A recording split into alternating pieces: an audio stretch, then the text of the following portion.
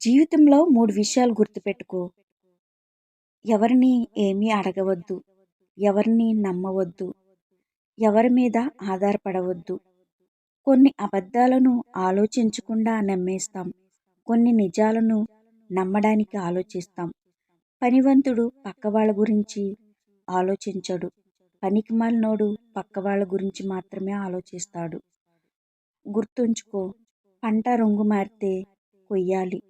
మనిషి రంగు మారితే వదిలేయాలి. అండలేని చోట ఉండలేము. ఆదరణ లేని చోట అడుగు పెట్టలేము. జీవితంలో గెలుపు ఎంత ముఖ్యమైనదో ఓటమి నీకు నేర్పించలేకపోతే నీవు ఇంకా సరైన ఓటమిని చూడలేనట్టే. మనసును ఏదైతే బాధిస్తుందో మనిషి అదే మారుస్తుంది, మౌనంగా, కఠినంగా. తండ్రి నేర్పించే గొప్ప మంత్రం, నా డబ్బుతో కష్టపడి చదువుకో, నీ డబ్బుతో సంతోషంగా జీవించు. విమర్శలకు, వీధి కుక్కలకు భయపడితే గమ్యం కాదు కదా, గుమ్మం కూడా దాటలేము.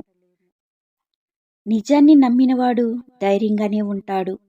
అబద్ధాన్ని ఆశ్రయించినవాడు ఎప్పుడూ భయపడుతూనే ఉంటాడు. ఇక్కడ పుట్టడానికి రాతలు ఉంటాయి, గెలవడానికి కాదు. గెలుపు రాతను నువ్వే రాసుకోవాలి. తిట్టేవాడి దగ్గర ఉన్నా పర్వాలేదు, కానీ కొట్టేవాడి దగ్గర మాత్రం దూరంగా ఉండాలి. మనలో బలహీనత ఎక్కువై ఉంటే ఏడిపించేవాళ్ళు, బాధ పెట్టేవాళ్ళు ఎక్కువగా అయిపోతారు. ఇచ్చిన మాట తప్పినప్పుడు మనిషి విలువ పోతుంది. మాట మర్చిపోయినప్పుడు మనిషిపై నమ్మకం పోతుంది. ఆహారం రుచిగా లేదని ఫిర్యాదు చేసే ముందు తినడానికి ఏమీ లేని పేదవాడి గురించి ఆలోచించు. చదువు, అందం, డబ్బు వీటి వల్ల వచ్చే గౌరవం కొంతవరకే పరిమితం. కానీ మంచి వ్యక్తిత్వం, సంస్కారం వల్ల వచ్చే గౌరవం తరతరాలు నిలుస్తుంది. మనకు బాగా ఆకలి వేసినప్పుడు భోజనం, బాగా దాహం వేసినప్పుడు నీళ్లు చాలా రుచిగా అనిపిస్తాయి. అలాగే మనకు అవసరం ఉన్నప్పుడు అవసరానికి తీర్చే మనిషి విలువ కూడా తెలుస్తుంది. బాగున్నప్పుడు కాదు, బాధలో ఉన్నప్పుడు ఒక తోడుండే నిజమైన బంధం ప్రేమంటే. అందం, ఆస్తి, అంతస్తులు, కోరికలు కాదు, ఒక మనిషికి ఇచ్చే నమ్మకం, తోడు ఉండడానికి కల్పించే భరోసా. రెవెంజ్ తీర్చుకోవడం అంటే వాళ్ళపై పగపట్టడం కాదు, వాళ్ళని పట్టించుకోపోవడం. ఎదుటి మనిషి సంస్కారాన్ని అలుసుగా తీసుకునే అహంకారం ఎప్పటికీ గెలుపు సాధించలేదు.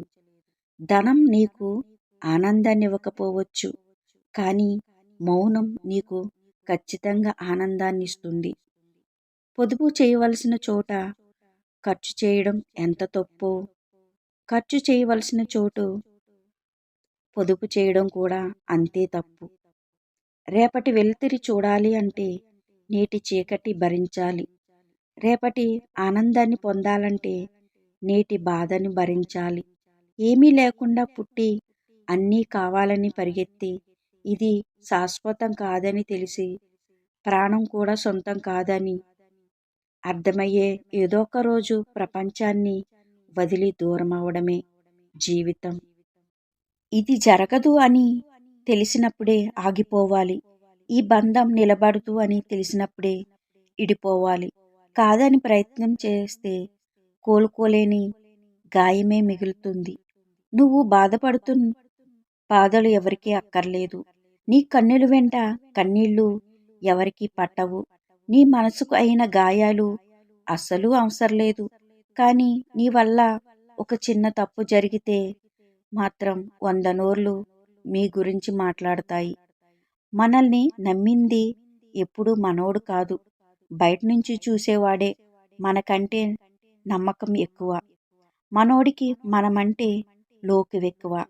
కారణాలు ఏమైనా కొందరు మనల్ని ఇష్టపడతారు, మరికొందరు మనల్ని ద్వేషిస్తుంటారు.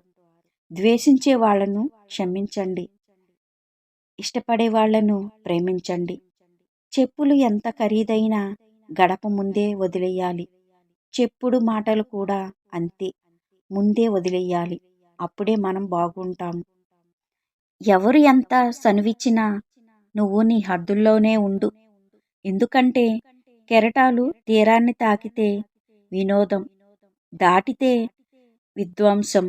ఒక మంచి పుస్తకం ఎలా అర్థం కాదో ఒక మంచి మనిషి కూడా అలాగే అర్థం కాదు. ఏదైనా లోతుగా చదవాల్సిందే.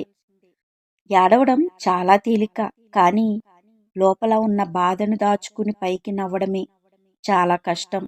అది అనుభవించే వారికి మాత్రమే అర్థమవుతుంది. మంచి మనుషులను హద్దుమీరి బాధ పెట్టకండి. సహనానికి కూడా ఒక హద్దు ఉంటుంది. మంచివాడు అంత తొందరగా మాటాడు. ఓర్చుకోవడం వాడి నైజం.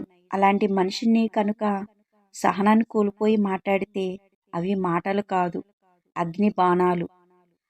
కాలి చెప్పులైనా మనుషులైనా నీకు నొప్పిని బాధని కల్పిస్తున్నాయంటే అవి నీకు సరిపోయే కావని అర్థం.